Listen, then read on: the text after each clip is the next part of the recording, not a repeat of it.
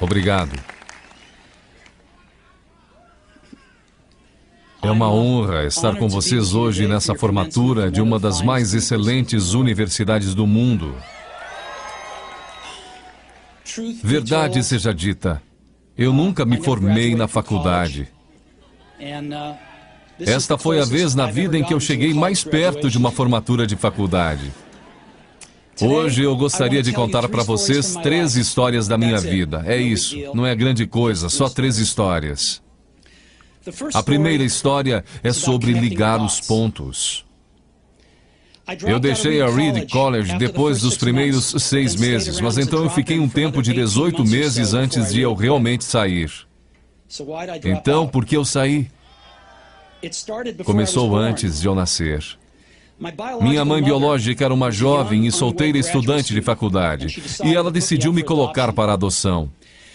Ela achava muito fortemente que eu deveria ser adotado por pessoas formadas, então tudo estava preparado para que quando eu nascesse, fosse adotado por um advogado e sua esposa. Exceto que quando eu apareci, eles decidiram no último minuto que na verdade eles queriam uma garota. Então meus pais adotivos, que estavam numa lista de espera, receberam uma ligação no meio da noite perguntando: "Nós temos um garoto inesperado, vocês o querem?" Eles disseram: "É claro." Minha mãe biológica mais tarde descobriu que minha mãe adotiva nunca se formou na faculdade e que meu pai adotivo nunca se formou no colégio, ensino médio. Ela se recusou a assinar os papéis finais da adoção.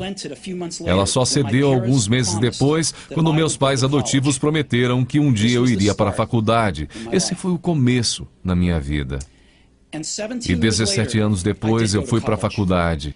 Mas, ingenuamente, eu escolhi uma faculdade quase tão cara quanto Stanford. E todas as economias dos meus pais de classe operária estavam sendo gastas na minha educação superior. Depois de 6 meses, eu não podia enxergar o valor daquilo, eu não tinha ideia do que queria fazer com minha vida e nenhuma ideia de como a faculdade poderia me ajudar a descobrir. E lá estava eu gastando todo o dinheiro que meus pais economizaram durante suas vidas inteiras. Então eu decidi sair e confiar que tudo ia acabar dando certo. Era bem assustador naquela época, mas olhando para trás foi uma das melhores decisões que eu já tomei. Assim que eu saí, eu pude parar de assistir às aulas obrigatórias que não me interessavam e comecei a assistir as que pareciam interessantes. Nem tudo foi tão romântico. Eu não tinha um dormitório, então eu dormia no chão do quarto dos amigos. Eu devolvia garrafas de Coca-Cola aos depósitos por 5 centavos para poder comprar comida, e eu andava 7 milhas através da cidade toda noite de domingo para pegar uma boa refeição semanal no templo Hare Krishna. Eu amava aquilo. E muito do que eu encontrei seguindo minha curiosidade e intuição se mostrou de valor incalculável mais tarde. Deixe-me dar um exemplo. A Reed College, naquele tempo, oferecia, quem sabe, a melhor instrução sobre caligrafia no país. Por todo o campus, cada pôster, cada etiqueta em cada gaveta apresentava uma bela caligrafia manual. Por eu ter saído e não ter que assistir às aulas normais, eu decidi tomar aulas de caligrafia para aprender a fazer aquilo. Eu aprendi sobre caracteres com e sem serifa, sobre a variação do espaço entre diferentes combinações de letras, sobre o que torna a grande tipografia grande. Era bonita, histórica, artisticamente sutil de uma maneira que a ciência não pode capturar. E eu achei aquilo fascinante. Nada disso tinha sequer um lampejo de aplicação prática na minha vida. Mas 10 anos depois, quando nós estávamos projetando o primeiro computador Macintosh, aquilo tudo voltou para mim. E nós colocamos tudo no Mac. Foi o primeiro computador com uma tipografia bonita. Se eu nunca tivesse entrado naquele simples curso da faculdade, o Mac nunca teria múltiplos tamanhos de letra ou fontes proporcionalmente espaçadas. E já que o Windows copiou o Mac, provavelmente nenhum computador pessoal teria.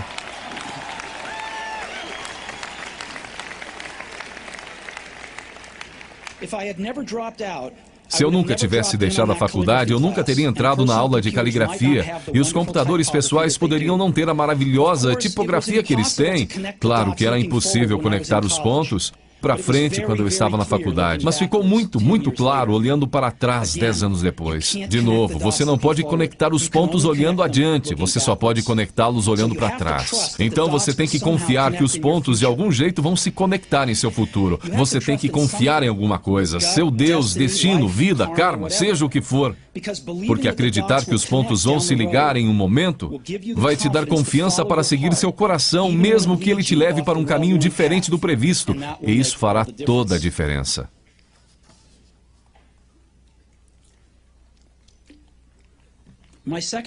Minha segunda história é sobre amor e perda. Eu fui sortudo. Encontrei o que eu amava fazer cedo na vida. Woz e eu começamos a Apple na garagem dos meus pais quando eu tinha 20 anos. Nós trabalhamos duro e em 10 anos a Apple cresceu de apenas nós dois numa garagem para uma companhia de 2 bilhões de dólares com mais de 4 mil empregados. Nós acabávamos de lançar nossa maior criação, Macintosh, um ano antes, e eu fizera 30 anos. E então eu fui demitido. Como você pode ser demitido de uma empresa que você começou? Bem, conforme a Apple cresceu, nós contratamos alguém que eu achava muito talentoso para levar a empresa comigo. E no primeiro ano, mais ou menos, as coisas saíram bem. Mas então nossas visões do futuro começaram a divergir e, eventualmente, nós tivemos uma briga. Quando isso aconteceu, nosso quadro de diretores ficou do lado dele. Então, aos 30 anos, eu estava fora, e muito escandalosamente fora. O que tinha sido o foco de toda a minha vida adulta se foi, e isso me destruiu. Eu realmente não sabia o que fazer por alguns meses. Senti que tinha decepcionado a geração anterior de empreendedores, que tinha deixado cair o bastão no momento em que ele estava sendo passado para mim. Eu encontrei David Packard e Bob Noyce e tentei me desculpar por ter estragado tudo daquela maneira. Foi um fracasso público e eu até mesmo pensei em deixar o vale. Mas alguma coisa lentamente começou a nascer em mim. Eu continuava amando o que eu fazia. As coisas que aconteceram com a Apple não mudaram isso em nada. Eu havia sido rejeitado, mas continuava amando. Foi quando decidi começar de novo. Não enxerguei isso na época, mas ser demitido da Apple foi a melhor coisa que podia ter acontecido para mim. O peso de ser vitorioso foi substituído pelo vazio de ser um iniciante outra vez, sem muita certeza sobre nada. Isso me deu liberdade para começar um dos períodos mais criativos da minha vida. Durante os 5 anos seguintes, criei uma companhia chamada Next, outra companhia chamada Pixar, e me apaixonei por uma mulher maravilhosa que se tornou minha esposa. Pixar fez o primeiro filme animado por computador, Toy Story, e é o estúdio de animação mais bem-sucedido do mundo. Em uma inacreditável guinada de eventos, a Apple comprou a Next. E eu voltei para a empresa, e a tecnologia que desenvolvemos nela está no coração do atual renascimento da Apple. E Lorraine e eu temos uma família maravilhosa. Tenho certeza de que nada disso teria acontecido se eu não tivesse sido demitido da Apple. Foi um remédio horrível, mas eu entendo que o paciente precisava. Às vezes, a vida bate com um tijolo na sua cabeça. Não perca a fé. Estou convencido de que a única coisa que me permitiu seguir adiante foi o meu amor pelo que fazia. Você tem que descobrir o que você ama. Isso é verdadeiro tanto para o seu trabalho quanto para com as pessoas que você ama. Seu trabalho vai preencher uma parte grande da sua vida. E a única maneira de ficar realmente satisfeito é fazer o que você acredita ser um ótimo trabalho. E a única maneira de fazer um excelente trabalho é amar o que você faz. Se você ainda não encontrou o que é, continue procurando. Não sossegue. Assim como todos os assuntos do coração, você saberá quando encontrar. E como em qualquer grande relacionamento, só fica melhor e melhor à medida que os anos passam. Então continue procurando até você achar. Não sossegue.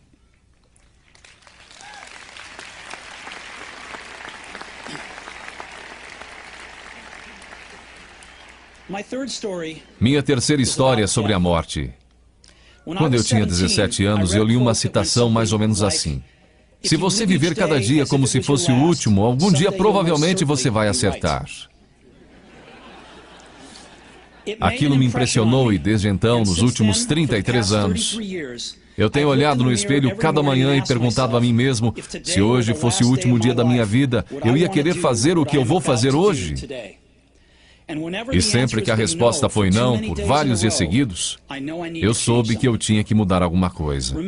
Lembrar que eu logo vou estar morto é a ferramenta mais importante que eu já encontrei para me ajudar a fazer grandes escolhas na vida. Porque quase tudo, toda a expectativa exterior, todo o orgulho, todo o medo de dificuldades ou falhas, estas coisas simplesmente somem em face da morte, deixando apenas o que é realmente importante. Lembrar que você vai morrer é a melhor maneira que eu conheço para evitar a armadilha de achar que você tem algo a perder. Você já está nu, não há razão para não seguir seu coração. Mais ou menos há um ano eu recebi um diagnóstico de câncer. Eu fiz um exame às 7h30 da manhã e ele mostrou claramente um tumor no meu pâncreas. E eu nem sabia o que era um pâncreas. Os médicos me disseram que era quase com certeza um tipo incurável de câncer e que eu não devia esperar viver mais do que de 3 a 6 meses. Meu médico me aconselhou a ir para casa e botar meus negócios em ordem, o que no idioma dos médicos significa prepare-se para morrer. Significa tentar dizer aos seus filhos tudo o que você pensou que teria os próximos 10 anos para lhes dizer em apenas uns poucos meses. Significa ter certeza que tudo está no lugar para que seja tão fácil quanto possível para sua família. Significa dizer adeus. Eu fiquei com aquele diagnóstico o dia inteiro.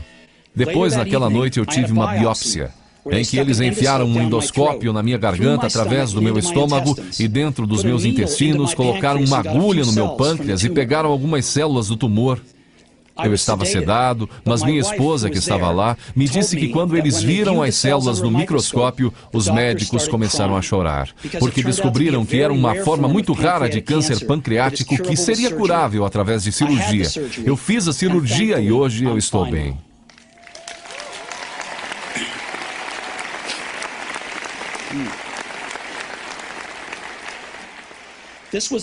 Isso foi o mais perto que eu cheguei de encarar a morte e eu espero que seja o mais perto que eu chegue por algumas décadas mais. Tendo sobrevivido, hoje eu posso dizer isto a vocês com um pouco mais de certeza do que quando a morte era um conceito útil, mas puramente intelectual. Ninguém quer morrer. Mesmo as pessoas que querem ir para o céu não querem morrer para chegar lá. E mesmo assim, a morte é o destino que todos nós compartilhamos. Ninguém nunca escapou dela.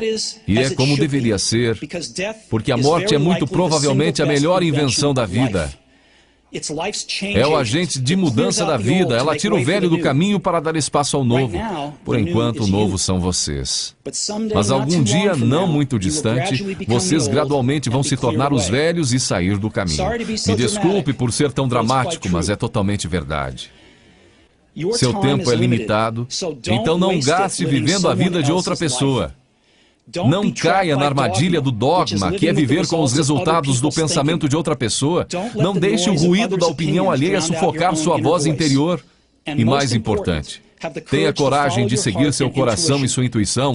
Eles de alguma forma já sabem o que você realmente quer se tornar. Tudo mais é secundário.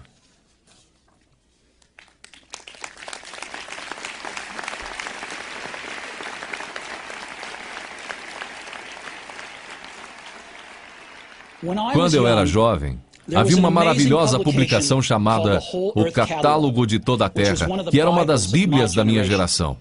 Foi criada por um camarada chamado Stuart Brand, não muito longe daqui, em Menlo Park. E ele deu vida à publicação com seu toque poético.